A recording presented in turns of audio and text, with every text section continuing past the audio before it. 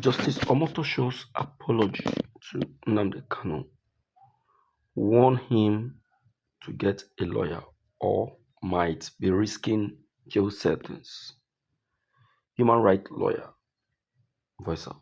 Yes, a human rights lawyer by Inibehe Effiong has gone live to warn Mazen Nnamdi Kanu to take the right decision. He said, the decision you're taking might get you to jail. You might lose this case of yours. Don't forget that your lawyers are senior advocates. They can speak on your behalf. There are places they have gotten to where you have not.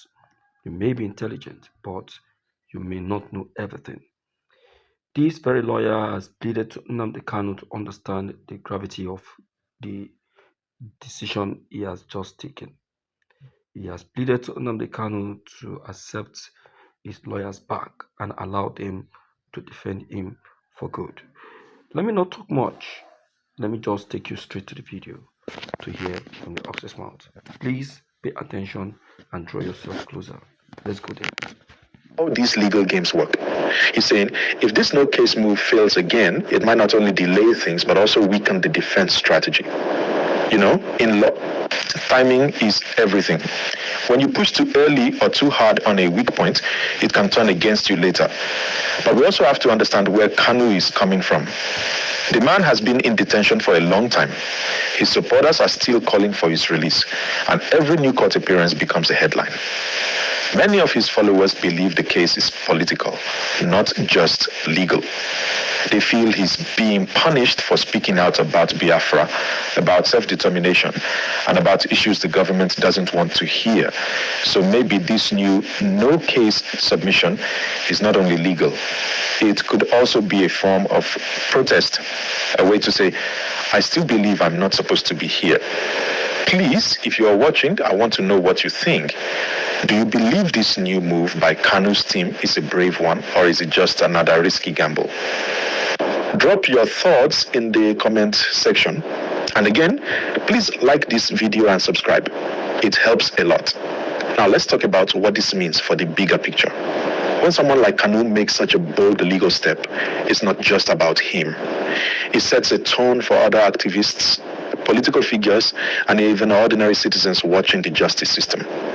If the court agrees with him and says, yes, there's no case to answer, it will be a massive victory. It will show that the prosecution's evidence isn't strong enough, and it may shake confidence in the government's case. But if the court rejects it again, it could feel like a setback. Not just legally, but emotionally for his supporters, especially those who have been calling for his freedom for years. And I have to say, this story is also testing people's faith in the Nigerian justice system. Many are watching closely to see if the law will be applied fairly without bias. Will the court follow the evidence, or will politics play a role again? That's the big question. Now, beyond the legal part, there's something else going on here. This whole issue is also a story about communication and advice. Effiong said, I don't know who's advising Kanu. That line alone tells a lot. It's not just about the law, it's about the people behind the scenes, the advisors, the strategists, the lawyers, and even the family members who influence decisions. Sometimes in big cases like this, the wrong advice can cause bigger problems than the case itself. We've seen this happen before in Nigeria. People making emotional or political moves that end up complicating their own legal situation. And that's why Effiong's warning is strong. He's saying, I hope Kanu's decisions are guided by good legal reasoning, not emotion or external pressure. Because the truth is, every move in this case is being watched not only by Nigerians, but by the international community too. Now imagine this. If the court finally says, Kanu has no case to answer, that would be a big headline. It could even become a turning point in how Nigeria handles political and human rights cases. But if the court says, no, there's a case, then we might see more court sessions, more protests, and more public outcry. Either way, it's going to shape the next few months of conversation in the country. And I know some of you watching now might be asking, why doesn't Kanu just follow the usual court process quietly? The answer isn't that simple. For him, this case isn't just a court case. It's also a symbol, a representation of the larger struggle between the Nigerian state and groups that feel marginalized. That's why every move he makes, every word from his lawyers, even every delay gets heavy attention. Please, before we continue, if you're still with me, kindly like this video and subscribe.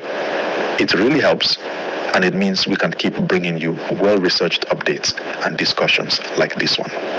So right now, what everyone is waiting for is how the court will react to this latest no-case move. Will the judge entertain it again or shut it down immediately? That's the suspense. And to be honest, this suspense is what's keeping Nigerians talking, especially on social media. People are divided. Some say Kanu's team is making a bold stand. Others say they're making a mistake that could slow things down even more. You know, when we talk about risky decisions, it's easy to see it as just a legal issue. But for Kanu, every decision carries political and emotional weight. Every headline affects how people see him and how they see the government. And that's what makes this case different. It's not just about evidence, it's about perception and message. And here's another thing many people might not realize. Sometimes, when a case drags for long, both sides start making moves that are more about public image than about law. That could be part of what we're seeing now. Maybe Kanu's team wants to send a message of confidence by says that they believe the prosecution has nothing.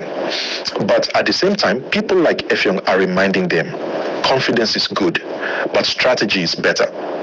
Now, this part of the gist is where things get more serious. And I want you to really follow this carefully. You want to say that yes, Nnamdi Kanu needed cancer, but I think he decided to take over his case because he felt his counsels are not saying what he wants. He felt his counsels are not paying attention or are not saying what Supporters. is It affects expected how from the them. international community looks at You see that Nigeria. what he wants them to say, they are not saying it. What are they hiding? If they have hit the nail on the head, who knows? Long before now, he's supposed to have left office. Supposed to have left that very prison to say. So does it mean that they are That's now a using lawyer his who life understands how easily a case to can swing play from good to bad politics? if handled wrongly. So I think Nnamdi Kanu have his own personal reasons, and if he felt that he is the right or the best person, let them allow him to be. One thing I believe for sure is that the federal government can never still defeat Nnamdi Kanu, even if he doesn't get a counsel to himself. He will still win. He will still win. Please help share this video, let it go viral.